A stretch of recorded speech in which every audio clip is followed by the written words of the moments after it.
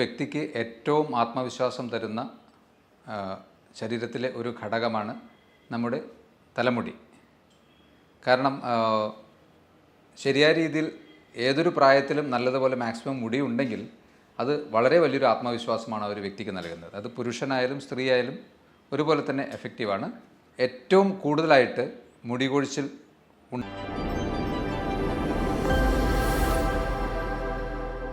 Hello friends, ഞാൻ doctor Abhiram. ഒരു വ്യക്തിക്ക് ഏറ്റവും ആത്മവിശ്വാസം തരുന്ന ശരീരത്തിലെ ഒരു ഘടകമാണ് നമ്മുടെ തലമുടി. കാരണം ശരിയായ രീതിയിൽ ഏതൊരു പ്രായത്തിലും നല്ലതുപോലെ മാക്സിമം മുടി ഉണ്ടെങ്കിൽ അത് വളരെ വലിയൊരു ആത്മവിശ്വാസമാണ് ഒരു വ്യക്തിക്ക് നൽകുന്നത്. അത് പുരുഷനായാലും സ്ത്രീയായാലും ഒരുപോലെ തന്നെ എഫക്റ്റീവാണ്. ഏറ്റവും കൂടുതലായിട്ട് മുടി കൊഴിച്ചിൽ ഉണ്ടാകുന്നത് ചർമ്മ രോഗങ്ങളിലൂടെയാണല്ലോ. അതുകൂടാതെ മറ്റ് കാരണങ്ങളും അതിനുണ്ട്. അതായത് ഡെഫിഷ്യൻസി മൂലമുണ്ടാകാം, ഹോർമോണൽ വ്യതിയാനങ്ങൾ മൂലമുണ്ടാകാം, സിസ്റ്റമിക് അസുഖങ്ങൾ മൂലമുണ്ടാകാം. പക്ഷേ കോമണസ്റ്റ് ആയിട്ടുള്ള ഒരു കോസ് എന്ന് പറയുന്നത് ചർമ്മ രോഗങ്ങൾ തന്നെയാണ്. അത്തരത്തിൽ കോമൺ ആയിട്ടുള്ള കുറച്ച് ചർമ്മ രോഗങ്ങളും അവയെ എങ്ങനെ മാനേജ് ചെയ്യണം എന്നും നമുക്ക് നോക്കാം. ഏറ്റവും പ്രധാനപ്പെട്ട ഒരു ഫാക്ടർ, മുടി കൊഴിച്ചിൽ കാര്യമായിട്ട് ഉണ്ടാക്കാറില്ലെങ്കിലും വളരെയധികം വർദ്ധിക്കുമ്പോൾ അല്ലെങ്കിൽ ശരിയായ രീതിയിൽ പരിപാലനം കിട്ടാതെ വരുമ്പോൾ ഡാൻഡ്രഫ് ഒരു പ്രധാനപ്പെട്ട ഒരു അസുഖമാണ്. ശരിക്ക് ഇതൊരു ക്ലാസിക്കൽ അസുഖമായി കണക്കാക്കേണ്ടതില്ല. ഡാൻഡ്രഫ് എന്നത് 90% ആൾക്കാരിലും ഡെയിലി നമ്മുടെ ചർമ്മത്തിലെ ഒരു ഗ്രൂപ്പ് ഓഫ് കോശങ്ങൾ മെച്യൂറായി നശിച്ചു പോകുന്നുണ്ട്. ഈ മെച്യൂർഡായിട്ടുള്ള കോശങ്ങൾ അല്ലെങ്കിൽ ഡെഡ് സെൽസ് പൈലപ്പ് ചെയ്ത് അതങ്ങനെ ഒന്നിനു മുകളിൽ മറ്റൊരു ലെയറായിട്ട് അടിഞ്ഞു കൂടുന്നത് മൂലമാണ് നല്ലൊരു ശതമാനം ആൾക്കാരിലും ഡാൻഡ്രഫ് ഉണ്ടാകുന്നത്. അത് ശരിയായ രീതിയിൽ നമ്മുടെ സ്കാൽപ്പിനെ പരിപാലിക്കാത്തവർക്കും റെഗുലറായി ഹെഡ് വാഷ് ചെയ്യാത്തവർക്കും ഒക്കെ തന്നെയാണ് ഈ ഡാൻഡ്രഫ് കൂടുതലായിട്ട് കാണുന്നത്. അതുകൊണ്ട് സിമ്പിളായിട്ട് ഇതിനെ മാനേജ് ചെയ്യാൻ നിങ്ങൾക്ക് ചെയ്യാവുന്നത് റെഗുലറായിട്ട് നല്ലതുപോലെ റിൻസ് ചെയ്ത് നമ്മുടെ തലമുടി സ്കാൽപ്പ് വൃത്തിയാക്കുക എന്നുള്ളതാണ്. കോമ്പ് ചെയ്യുമ്പോൾ ഹാർഡായിട്ട് സ്കാൽപ്പിനോട് ചേർത്ത് കോമ്പ് ചെയ്യാതിരിക്കുക. നമ്മൾ കുളിച്ചതിന് ശേഷം ടവൽ ചെയ്യുമ്പോൾ വല്ലാതെ അമർത്തി തുടയ്ക്കാതിരിക്കുക. ഇതൊക്കെ ചെയ്താൽ തന്നെ ഡാൻഡ്രഫിന് നല്ലതുപോലെ ശമനമുണ്ടാകും. ഇതിലും വ്യത്യാസങ്ങൾ കിട്ടുന്നുണ്ടെങ്കിൽ വളരെ മിനിമലായിട്ടുള്ള ഓയിൽ, വെളിച്ചെണ്ണയോ അല്ലെങ്കിൽ വെന്ത വെളിച്ചെണ്ണയോ ഒക്കെ തന്നെ ചെറുതായിട്ടൊന്ന് വളരെ മൈൽഡായിട്ട് ചൂടാക്കിയിട്ടൊന്ന് അപ്ലൈ ചെയ്ത് കുളിക്കുന്ന സമയത്ത് ഉപയോഗിച്ചാലും ആ ഒരു പ്രശ്നം പരിഹരിക്കപ്പെട്ട് കിട്ടും. അപൂർവം ചിലരിൽ തലയോട്ടിൽ തന്നെ കാണുന്ന ഒരു നോർമൽ ഓർഗാനിസമായ മാലസീസിയ എന്ന ഒരു ചെറിയൊരു ഫംഗൽ പ്രശ്നം കൊണ്ടും ചിലപ്പോൾ ഡാൻഡ്രഫ് ഉണ്ടാവാൻ സാധ്യതയുണ്ട്. അതിനും ഇത്തരത്തിലുള്ള വളരെ മിനിമലായിട്ടുള്ള ഒരു ഹോട്ട് ഓയിൽ മസാജ്, അത് ഒരുപാട് ചൂടാക്കരുത്, സിമ്പിളായിട്ടുള്ള രീതിയിൽ വളരെ ചെറുതായ രീതിയിൽ ചൂടാക്കിയിട്ടൊന്ന് മസാജ് ചെയ്താൽ തന്നെ ഡാൻഡ്രഫിൻ്റെ പ്രശ്നം തീർന്നു കിട്ടും. പിന്നെ ഭക്ഷണത്തിൽ അധികമായി എരിവ്, പുളി, മസാല, പഞ്ചസാര ഇതൊന്നും കഴിവതും ഉപയോഗിക്കാതിരിക്കുക. അത് കുറച്ചാലും ഈ ഒരു അസുഖത്തിന് ശമനം കിട്ടും. അതായത് അമിതമായിട്ടുള്ള ഒരു മെറ്റബോളിക് ആക്ടിവിറ്റിയും സെൽ നാശങ്ങളും ഒക്കെ കുറഞ്ഞു കിട്ടും തീർച്ചയായിട്ടും. പിന്നെ ഷാംപൂ നിരന്തരമായി കെമിക്കൽ ഫോമുലേറ്റഡ് ആയിട്ടുള്ള ഷാംപൂസ് ഉപയോഗിക്കാതെയും ഇരിക്കുക. ഇത്രയും ചെയ്താൽ ഡാൻഡ്രഫിൻ്റെ പ്രശ്നം കഴിഞ്ഞു. 2 സെബോറിക് ഡെർമറ്റൈറ്റിസ് ആണ്. ഇത് ഡാൻഡ്രഫിനേക്കാളും കുറച്ചുകൂടി അല്ലെങ്കിൽ ഇതൊരു അസുഖമായി തന്നെ കണക്കാക്കേണ്ടതാണ്. സെബോറിക് ഡെർമറ്റൈറ്റിസ് നമ്മുടെ ശരീരത്തിൽ രോമകൂപങ്ങൾ ഉള്ള ഭാഗങ്ങളിൽ സീബം എന്ന ഒരു ദ്രാവകം ശരീരം ഒരു പ്രൊട്ടക്റ്റീവ് ഫംഗ്ഷനോട് കൂടിയിട്ട് ഉൽപ്പാദിപ്പിക്കപ്പെടുന്നുണ്ട്. അത് പ്രത്യേകിച്ചും കൗമാരപ്രായക്കാരിലേക്ക് ഇത് കുറച്ച് വർദ്ധിച്ചു വരും. ചില ഹോർമോണൽ വ്യതിയാനങ്ങളൊക്കെ വരുമ്പോൾ ആ പ്രായത്തിൽ തന്നെയാണ് ഈ ഒരു സെബോറിക് ഡെർമറ്റൈറ്റിസ് ഒക്കെ കൂടുതലായിട്ട് കാണുന്നത്.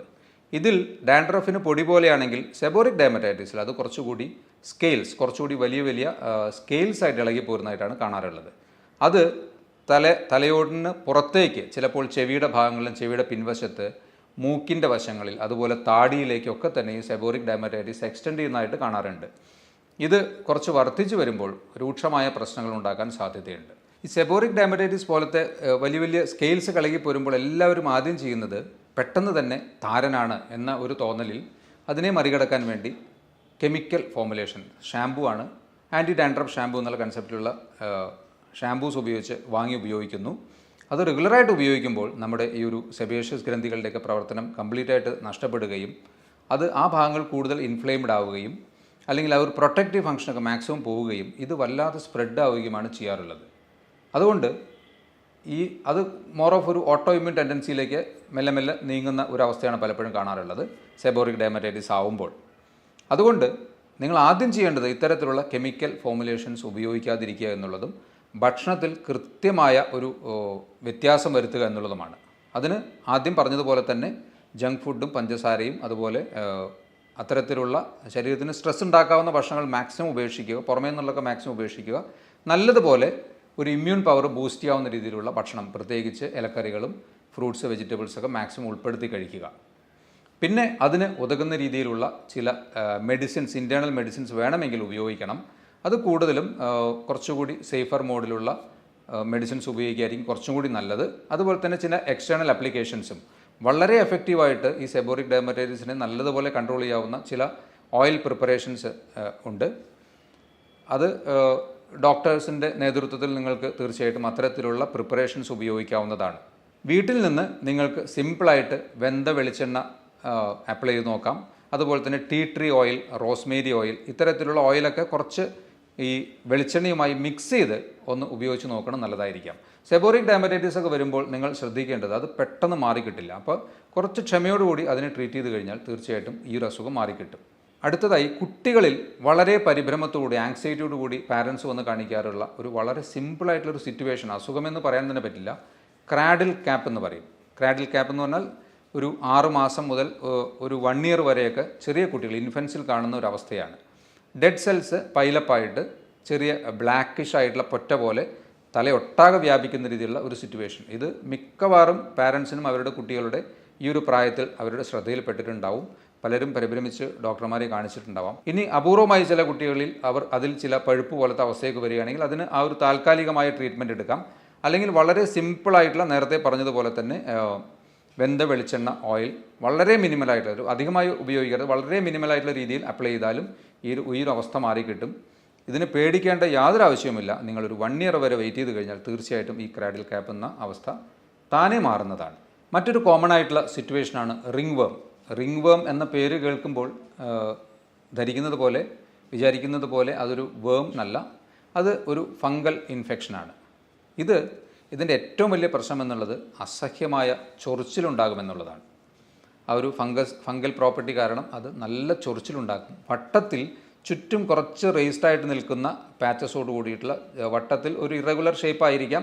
അത്തരത്തിൽ സ്കാൽപ്പിലും ശരീരത്തിൻ്റെ മറ്റ് ഭാഗങ്ങളിലും, പ്രത്യേകിച്ച് ഈർപ്പം കൂടുതൽ നിൽക്കുന്ന ഭാഗങ്ങളായ നമ്മുടെ ആക്സില്ലകളിലോ അല്ലെങ്കിൽ നമ്മുടെ തുടയിടുക്കുകളിലോ ഒക്കെ തന്നെ ഈ ഒരു അസുഖം കൂടുതലായി കാണാൻ സാധ്യതയുണ്ട്, സ്കാൽപ്പിൽ വരുന്നതിനോട് അനുബന്ധിച്ച് തന്നെ.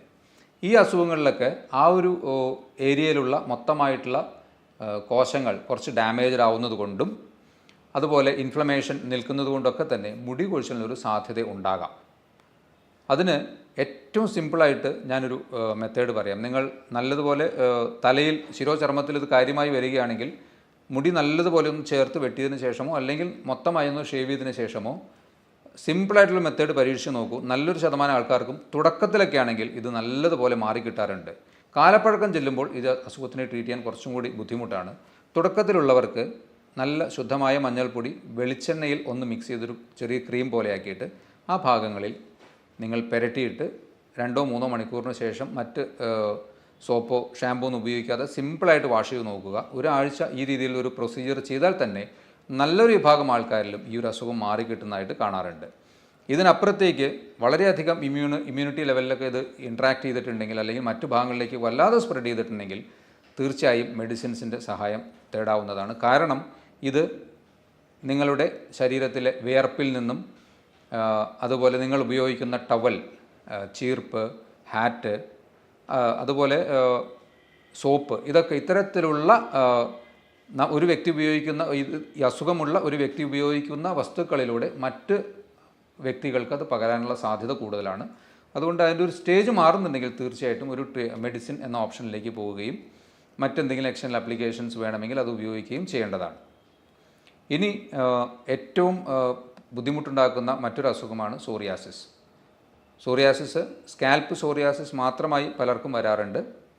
സോറിയാസിസിലും ഇതുപോലെ തന്നെ രൂക്ഷമായ അവസ്ഥകളിലെത്തുമ്പോൾ ആ ഒരു ഗ്രൂപ്പ് ഓഫ് കോശങ്ങൾ മൊത്തമായി ആ ഒരു പൊറ്റ പോലെ വരുമ്പോൾ അതിൻ്റെ കൂടെ തന്നെ ആ ഭാഗത്ത് മുടി മൊത്തമായിട്ട് ഇളകി പോരാൻ സാധ്യതയുണ്ട്. സോറിയാസിസിനെ കുറിച്ച് ഡീറ്റെയിൽഡ് ആയിട്ടുള്ള ടൈപ്സിനെ കുറിച്ചും മാനേജ്മെൻറ്റിനെ കുറിച്ചും അതിൽ നിങ്ങൾ ഒഴിവാക്കേണ്ട കാര്യങ്ങളെക്കുറിച്ചൊക്കെ 2 വീഡിയോ ഞാൻ മുൻപ് ചെയ്തിട്ടുണ്ട്. അത് നോക്കുകയാണെങ്കിൽ നിങ്ങൾ കൃത്യമായിട്ടുള്ള അതിനെ പറ്റിയുള്ള ഇൻഫർമേഷൻസ് കിട്ടും. ഇനി ലൈക്കൻ പ്ലേനസ് ഇതേപോലെ തന്നെ ശിരോ ചർമ്മരോഗമായി വരാവുന്ന ഒരു അസുഖമാണ്. അതിൽ നമുക്ക് ലൈക്കൻ പ്ലേനോ പൈലാരിസ് എന്ന ഈ ഹെയർ റൂട്ട്സിനെ ബാധിക്കുന്ന ഒരു ലൈക്കൻ അസുഖമുണ്ട്.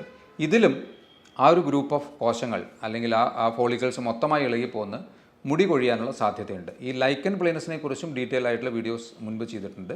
അപ്പോൾ അതിന് നിങ്ങൾക്ക് എങ്ങനെ മാനേജ് ചെയ്യണമെന്നും ആ ഒരു വീഡിയോ നോക്കിയാൽ മനസ്സിലാവുന്നതാണ്. ഇതുകൂടാതെ ഫോളിക്കുലൈറ്റിസ് എന്ന ഒരു അസുഖമുണ്ട്. അതായത് രോമകൂപങ്ങളുടെ ഇൻഫ്ലമേഷൻ വരുത്തുന്ന ഒരവസ്ഥ.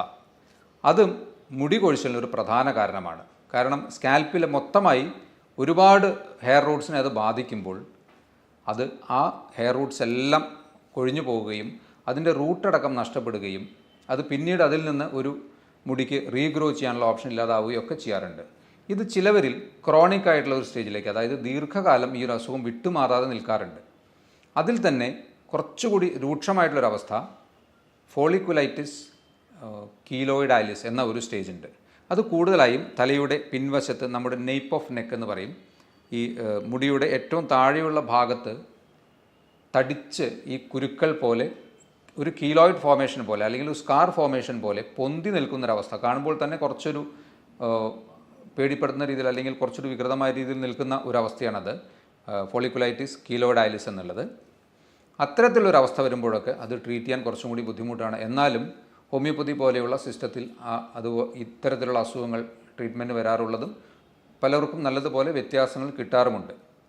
ക്രോണിക് ഫോളിക്കുലൈറ്റിസ് നിങ്ങൾക്ക് വിട്ടുമാറാത്ത രീതിയിൽ ഈ ഒരു ഫോളിക്കുലൈറ്റിസ് ഇൻഫ്ലമേഷൻ നിൽക്കുകയാണെങ്കിൽ അതിനും ഫലപ്രദമായി ഹോമിയോപ്പതിയിൽ ട്രീറ്റ്മെൻറ്റ് ഓപ്ഷൻസ് ഉണ്ട്. ശിരോ ചർമ്മരോഗങ്ങളിൽ വളരെ കോമൺ ആയിട്ടുള്ള കുറച്ച് ടൈപ്സാണ് ഞാൻ പറഞ്ഞത്. ഇത് എടുത്തു പറയാൻ കാരണം നല്ലൊരു വിഭാഗം ഇത്തരത്തിലുള്ള അസുഖങ്ങളിലും മുടി കൊഴിച്ചൽ ഒരു വലിയൊരു പ്രശ്നമായി വരാറുണ്ട് എന്നുള്ളത് കൊണ്ട് തന്നെയാണ്. അപ്പോൾ മുടി കൊഴിച്ചിൽ നിയന്ത്രിക്കാൻ വേണ്ടി നിങ്ങൾ ഭക്ഷണം ശ്രദ്ധിക്കുക.